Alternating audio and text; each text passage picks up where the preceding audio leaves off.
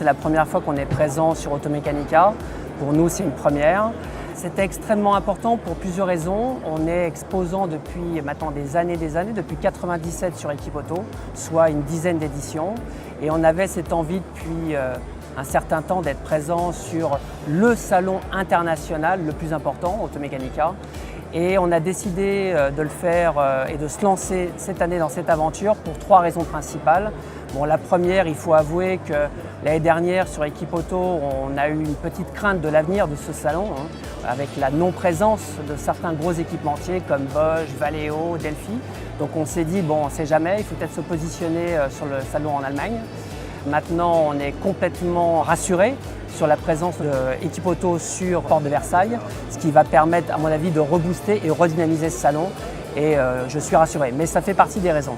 La deuxième raison, c'est que historiquement, le groupe IDLP a toujours une partie export importante. Ça représente globalement 10% de notre chiffre d'affaires, donc ce n'est pas un chiffre qui est anodin, mais c'est un chiffre qui stagne depuis des années et on a besoin de le rebooster. Alors les gens ont l'habitude de nous rencontrer sur Equipoto, mais sur Automechanica, pas vraiment. Et il y avait pas mal d'ailleurs de distributeurs étrangers ou même des dom-tom qui venaient surtout sur Automechanica et pas forcément sur Equipoto. Donc on s'est dit c'est vraiment le moment de le faire, de les rencontrer et d'aller vers l'avant pour booster ce chiffre à l'export. L'objectif chez IDLP depuis des années, c'est de ne pas avoir d'objectif mais de toujours progresser. C'est ça notre objectif. C'est d'arriver sans se mettre la pression, à se dire voilà ça y est, cette année il faut qu'on progresse sur tel ou tel sujet, tel ou tel produit et donc on n'a pas véritablement un objectif chiffré, mais l'objectif c'est d'avancer et de progresser.